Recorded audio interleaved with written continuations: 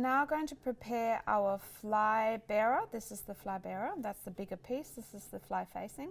We're going to prepare that to be attached onto the pant. So what we're going to do, that curved bit here needs to be bagged out. So we're going to fold it in half and stitching from the wider side, from here, the opening, at 6 millimeters, 1/4 inch.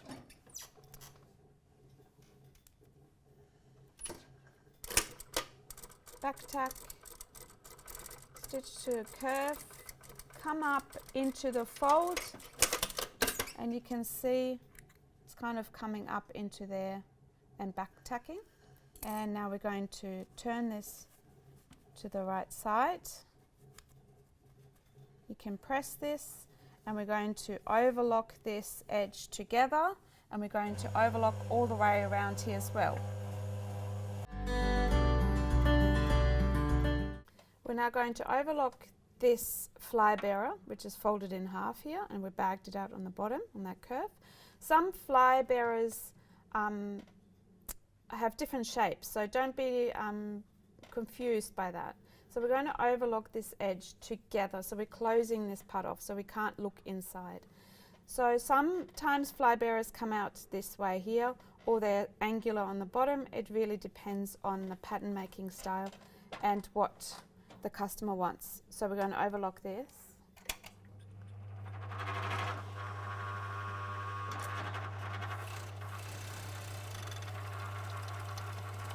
All the way down. And we're going to overlock around here. No need to overlock here up the top here, that goes into the waist.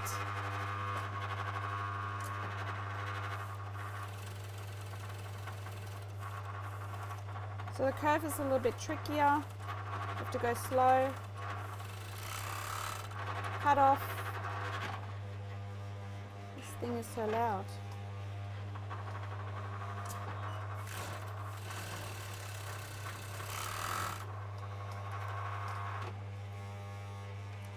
So we've overlocked these edges. So we don't need to overlock up the top because that part gets sewn into the waist where the waistband is, so this will be enclosed. We're now taking our fly extension with the curve facing to the left, and you understand in a second why, and then we're going to place the zipper onto the fly extension and line it up with the waist line up here. So make sure you line that up. You can pin it down so the end of the tape of the zipper lines up with the overlocking or the edge of the fly bearer, fly extension it's also called. And we're going to stitch anywhere on the tape here, not this side, only this side. So not this one, only that side. So we're attaching the tape onto the fly bearer.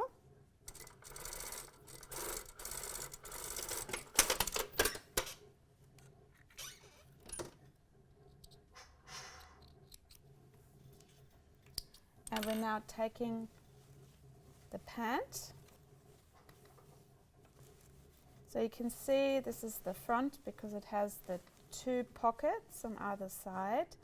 I've got this part here where you have the folded overlocking towards the inside and the extension, and we're placing the fly bearer underneath this part and placing it right onto the teeth, lining up the waist.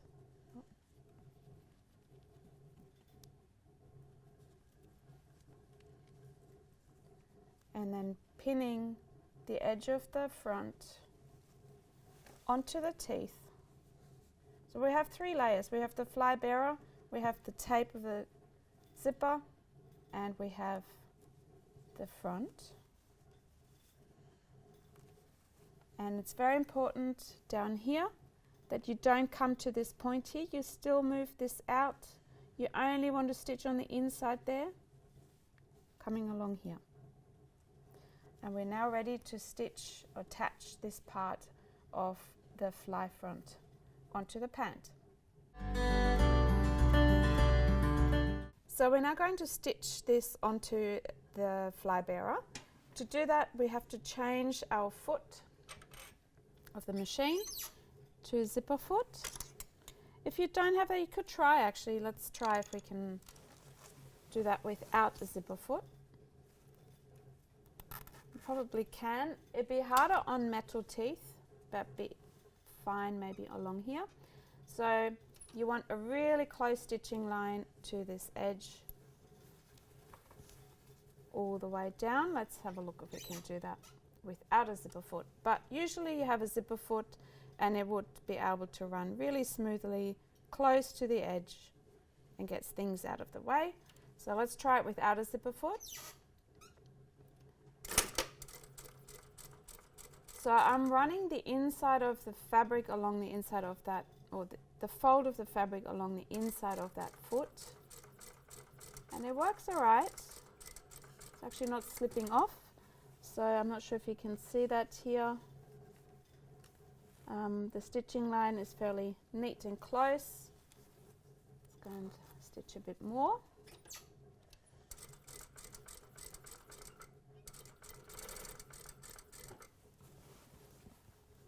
Coming to the end on the bottom there, I'm going to lift the foot needles in, close my teeth on the zipper,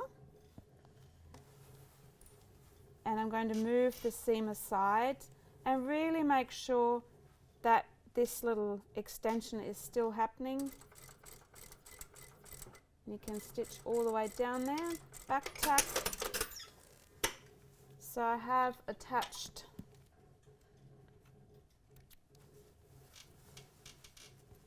so you can see this is my seam allowance here. That fold sits a bit further in and this side is attached onto the fly bearer, including that tape from the teeth, from the zipper. So I'm going to take this off, close that part. And we're now going to cover this edge with the fly facing. So let's place it this way, it'll be easier for you to understand. So this side has the fly bearer, that side that's overlapping has the fly facing. So that longer side, not the curved side, the longer side here, the straight side, will get attached onto here. So bagging this edge out. So right side onto right side, making sure that this lines up. And very important now that we only stitch to this point where the crutch starts, where the opening starts. So we're going to pin that on. This fly facing has seam allowance of 1.2. So what you're going to see here is, if I put my pin into here, that's where the opening is. This bottom part here stays loose. So we're only stitching from the top to this part. I'm going to put a few more pins in there.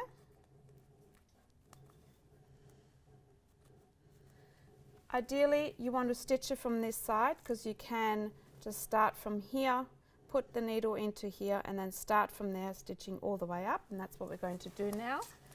Making sure that this sits really nice and flat underneath, so it's not caught up. You want to make sure it's nice and flat. Push all the other stuff out of the way. Put the needle in right where the opening starts, where that last stitching line is. Stitch back and forth, so back tack, stitch a 1.2, back tack. So we've attached the facing onto the leg or the crutch opening. So attach that, and we're going to put an understitch onto this now. An understitch once again is holding the seam allowance into the inside of the garment onto a facing piece, so in this case the fly facing. The understitch sits very close to the seam, so it's only like 1 millimeter away from the edge. And we're only doing the understitch to the opening, not any further, because we don't want this to be caught anywhere. Cutting the thread off, and we're ready to press this. So this is our fly extension here. We're going to give it a good press. You can go over this part with the iron. This part here, we just understitch, that's our fly facing. So what we're going to do is press along the edge, make it nice and neat. If you wanted to, you can put, oh, you might want to have that over.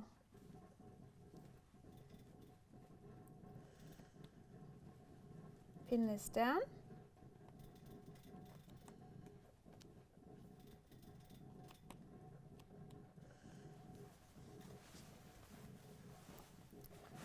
And we're now going to close this part here, so make sure that that overlap is still functioning there.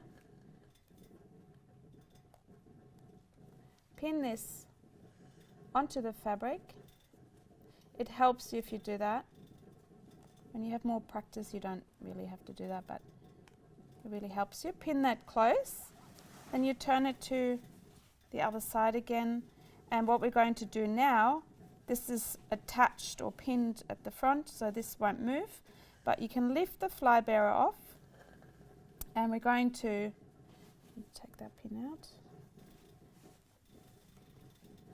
We're going to attach the fly facing. We have to attach the zipper teeth onto the fly facing, so we just lift the fly bearer off, out of the way, and we're going to just attach that onto this section here, anywhere on the tape. So the tape sits onto this flap, the fly facing. Let's go and do that.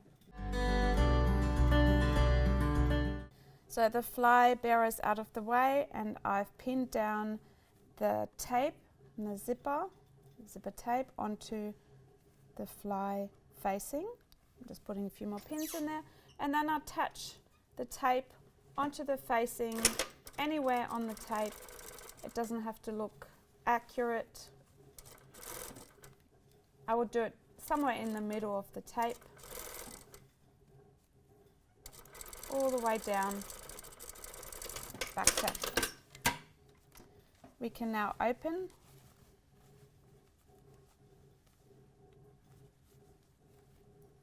Can open this part, and as you can see, the fly facing is still flapping around.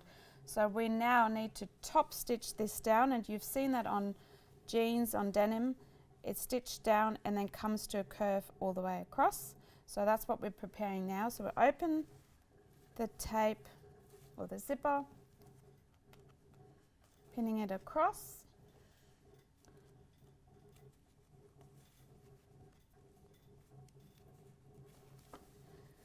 And this is where the opening is, so roughly about 2 centimeters up, that's where you want to start your curve. So what we're going to do, we stitch it down at about 3 centimeters, coming down, putting the needle in, going all the way down to there, needle in, and then we slowly curve it out to this point here. That's the opening of the zipper. So I'll show you along here. Maybe you want to do measure the 3 centimeters in, so go and measure that for you first before we start sewing. So I've decided to do 3.5 top stitch at the front. That still covers at the back, so 3.5 is quite good. It's a nice shape. 3.5, 4 getting a bit wider, so we're going to measure 3.5.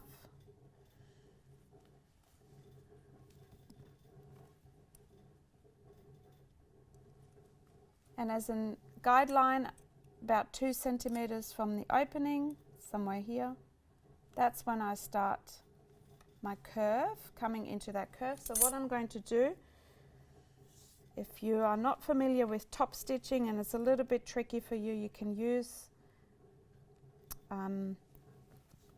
sewing needle and some thread in a different color, and we can start to sew the seam only as an indication. So you could use chalk as well. I find it easier with some thread because then I actually can correct it if I wanted to. So we come, and I'm only catching the top layer because I only want to sort of give myself a bit of a guideline for the stitching. Now this is not how you do it in production. Obviously they have templates, but this is a really good way for you to work out where the stitching is, and you can see if you're quite accurate. You can see there's a bit of a dint in there.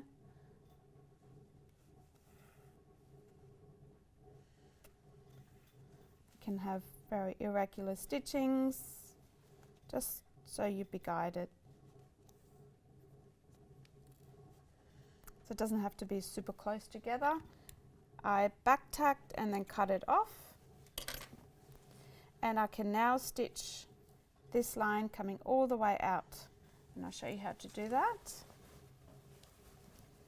I can follow my stitching line.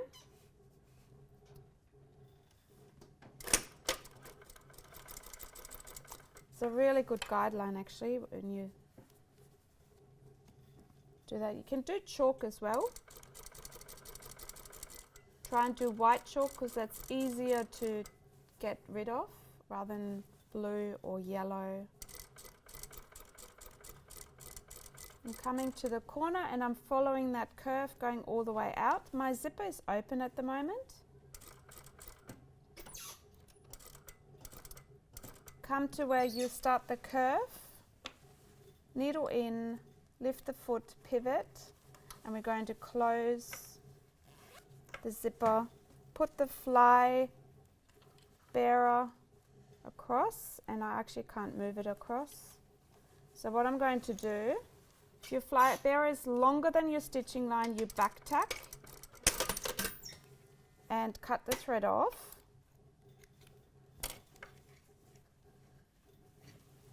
Then we're going to fold that part over.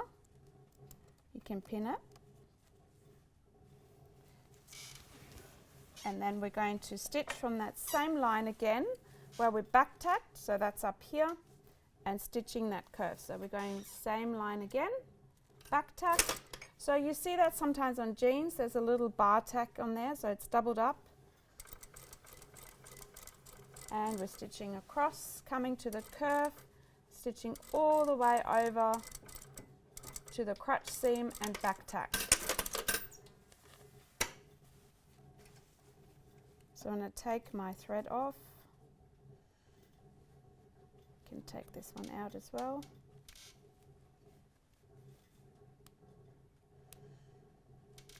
That's the only downside when you have sort of a stitch line with this thread, that you have to take it out afterwards.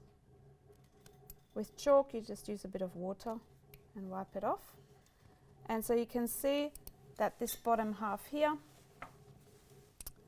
up here, is doubled up. It has a bit of a back tack, but you can see a beautiful stitched line and a nice curve, and that really helped me with that stitching line that I'd done before with the white thread to get this curve nicely. You want to join right at that point where the opening is, not further down, right at that joint, because along here there's a lot of pressure again when you open the zipper. So when you open the zipper here, there's a lot of pressure on this point, and if your stitching line comes right there, you sort of spread out the pressure from that point.